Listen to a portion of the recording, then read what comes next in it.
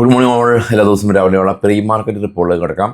ഇന്നലെ നമ്മുടെ market intraday ലോയിൽ നിന്ന് ശക്തമായിട്ടുള്ളൊരു റാലി രേഖപ്പെടുത്തി പോസിറ്റീവായിട്ട് 4 ദിവസത്തെ നെഗറ്റീവ് ക്ലോസിങ്ങിന് ശേഷം പോസിറ്റീവ് ക്ലോസ് നടന്ന ഒരു ദിവസമായിരുന്നു.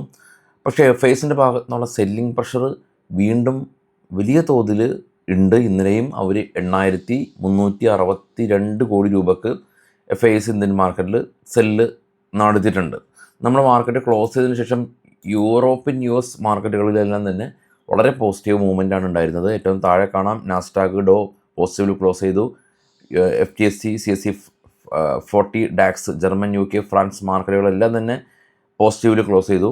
ഈവൻ ഇപ്പോൾ ട്രേഡ് ചെയ്യുന്ന ഏഷ്യൻ മാർക്കറ്റുകളെല്ലാം പോസിറ്റീവാണ്. ഡോ ഫ്യൂച്ചറും നാസ്ഡാക്ക് ഫ്യൂച്ചറും ഫ്ലാറ്റായ രീതിയിൽ നിലകൊള്ളുന്നു. ഏറ്റവും ടോപ്പിലേക്ക് പോകുകയാണെങ്കിൽ ഗോൾഡ് 4488, ബിറ്റ്കോയിൻ വീണ്ടും 6% ഇടിഞ്ഞ് 66,000 ആയിട്ടുണ്ട്. ബ്രന്റ് ഓയിൽ സ്പൈക്ക് ചെയ്ത് 92 ആയിട്ടുണ്ട്, ശ്രദ്ധിക്കുക. കൂടാതെ US മാർക്കറ്റിൽ ലിസ്റ്റ് ചെയ്ത ഇന്ത്യൻ കമ്പനികളിൽ വിപ്രോ ഒരു 8% ഇടിഞ്ഞിട്ടുണ്ട്. ഇൻഫോസിസും ഇടിവാണ് രേഖപ്പെടുത്തിയിട്ടുള്ളത്. US വിക്സ് ഇന്നലെ ചെറിയ തോതിൽ ഇടിവ് രേഖപ്പെടുത്തി. ഇന്ത്യൻ വിക്സ് ഇന്നലെ ഓൾറെഡി 8% ക്രാഷ് ഉണ്ടായിരുന്നു. ഇനി യുദ്ധം അതായിട്ട് ബന്ധപ്പെട്ടുള്ള ന്യൂസിലേക്ക് പോകുകയാണെങ്കിൽ സമാധാന ചർച്ചകൾ തുടരുന്നതായിട്ട് ട്രംപ് പറയുമ്പോൾ ഈ ഇറാൻ്റെ ഭാഗത്തു നിന്ന് താൽക്കാലികമായിട്ടുള്ള ചർച്ചകൾ നിർത്തി വെച്ചതായിട്ടുള്ള ഒരു റിപ്പോർട്ടാണ് ഉള്ളത്. ആണവ പദ്ധതിയാണ് പ്രധാന ചർച്ചാ വിഷയം. അത് ഇതുവരെ ഈ ഒരു കാര്യത്തെക്കുറിച്ചൊരു കൺക്ലൂഷൻ അല്ലെങ്കിൽ ഒരു സമാധാനപരമായിട്ടുള്ള ഒരു ഇരുഭാഗത്തു നിന്നും ഇല്ല എന്നുള്ളതാണ്. ഇറാൻ്റെ യുറേനിയം എൻറിച്ച്മെൻറ്റ് അത് നിയന്ത്രിക്കുന്നത് അമേരിക്ക ആകരുത്, ഇറാനാണ് എന്നുള്ളതാണ് ഇറാൻ്റെ പക്ഷം. അത് അവരുടെ അവകാശമായിട്ട് ഇറാൻ പറയുന്നുണ്ട്. കൂടാതെ തന്നെ ലെബനനിലും ഇറാൻ്റെ പിന്തുണയുള്ള ഹിസ്ബുള്ള അവരായിട്ടും ഇസ്രായേൽ നടത്തുന്ന ഒരു ആക്രമണം നിലവിലുള്ള സമാധാന ചർച്ചകളെ അത് കുറച്ചും കൂടി സങ്കീർണമാക്കുന്നുണ്ട്.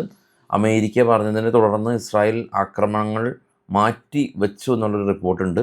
എങ്കിലും അവിടെ ഈ ലെബനൻ കേന്ദ്രങ്ങളിലെല്ലാം തന്നെ പ്രശ്നങ്ങളെല്ലാം തന്നെ ഉണ്ട്. അത് നിലവിലുള്ള ആ ഒരു ചർച്ചയെ ബാധിക്കുന്നുണ്ടെന്നുള്ളത് വാസ്തവം തന്നെയാണ്. ഇനി ഇന്നത്തെ സ്റ്റോക്കുകളിൽ കുറച്ച് വാർത്തകളിലേക്ക് പോകാം. അതിനുശേഷം നമുക്ക് ഓപ്പൺ ഇൻട്രസ്റ്റ് നോക്കാം. ഈ ജൂൺ 7-ാം തീയതി നമ്മുടെ ഫ്രീ മ്യൂച്വൽ ഫണ്ട് ക്ലാസ്സുകളുണ്ട്. അതുമാത്രമല്ല ഇനി മുന്നോട്ട് നമ്മൾ കുറച്ച് അതുപോലെയുള്ള ഫ്രീ ക്ലാസ്സുകൾ നമ്മൾ കണ്ടക്ട് ചെയ്യുന്നുണ്ട്. ഈ വീഡിയോയുടെ ഫസ്റ്റ് കമൻറ്റിൽ ലിങ്ക് പ്രൊവൈഡ് ചെയ്തിട്ടുണ്ട്. ജസ്റ്റ് ക്ലിക്ക് ചെയ്യുക. അനൗൺസ്മെൻറ്റ് സൂം അനൗൺസ്മെൻറ്റ് ഗ്രൂപ്പിൽ ജോയിൻ ചെയ്യുക. നമ്മൾ എപ്പോഴേക്കാണോ സൂം വെക്കുന്നത് അപ്പോൾ അവിടെ അനൗൺസ് ചെയ്യും. നിങ്ങൾക്കത് കൃത്യമായിട്ട് തന്നെ ക്ലാസ് അറ്റൻഡ് ചെയ്യാനായിട്ട് സാധിക്കും. അപ്പോൾ ഫസ്റ്റ് കമൻറ്റിലുണ്ട്, ജോയിൻ ചെയ്യുക.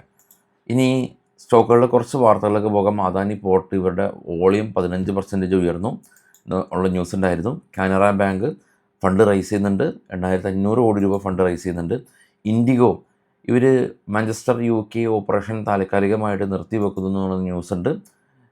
എക്സ്പെൻസ് വളരെ കൂടുതലാണ്, അതാണ് ആ ഒരു സർവീസ് നിർത്തിവെക്കാൻ കാരണം. കോൺകോഡ് ബയോടെക് പുതിയ മെഡിസിന് US ഡ്രഗ് കൺട്രോൾ അതോറിറ്റിയുടെ അംഗീകാരം ലഭിച്ചു. അദ്വൈത് എനർജി ട്രാൻസ്മിഷൻ കമ്പനി അവരൊരു battery energy storage agreement Gujarat Urja നിഗമായിട്ട് sign ചെയ്തു എന്നുള്ള ന്യൂസ്. ധനുക അഗ്രിടെക് കമ്പനി 70 കോടി രൂപയുടെ ഷെയർ ബൈബാക്ക് ചെയ്യുന്നുണ്ട്. ബ്ലിസ് GVS ഫാർമ കമ്പനി ഇവരുടെ പുതിയ മെഡിസിന് WHO അംഗീകാരം കിട്ടിയതായിട്ടുള്ള ന്യൂസ് ഉണ്ട്. ജോൺ കുക്രൈൽ ഇന്ത്യ കമ്പനിക്ക് 1,250 കോടി രൂപയുടെ ഓർഡർ ലഭിച്ചു. BR ഗോയൽ ഇൻഫ്രാസ്ട്രക്ചർ കമ്പനിക്ക് 118 കോടി രൂപയുടെ ഓർഡർ ലഭിച്ചതായിട്ടുള്ള ന്യൂസ് ഉണ്ട്. നേരെ ഓപ്പൺ ഇൻട്രസ്റ്റിലേക്ക് പോകുമ്പോൾ PCR 0.95 ആണ്. അത്യാവശ്യം തരക്കേടില്ലാത്ത രീതിയിലുള്ള PCR. എന്നാലോ 24,100 റേഞ്ചുകളിൽ റെസിസ്റ്റൻസും മേജർ റെസിസ്റ്റൻസും വളരെ സ്പോട്ടിൻ്റെ അടുത്തുള്ള 23,500 റേഞ്ചുകളിൽ 300 റേഞ്ചുകളിൽ സപ്പോർട്ടുമായി നിൽക്കുന്ന കൺസോൾട്ടേഷൻ മാർക്കറ്റാണ് നിലവിൽ ഓപ്പൺ ഇൻട്രസ്റ്റ് നോക്കുമ്പോൾ കാണാനായിട്ട് സാധിക്കുന്നത്. അപ്പോൾ എല്ലാവർക്കും ശുഭദിനം. വൈകിട്ട് കാണാം. Thank you all.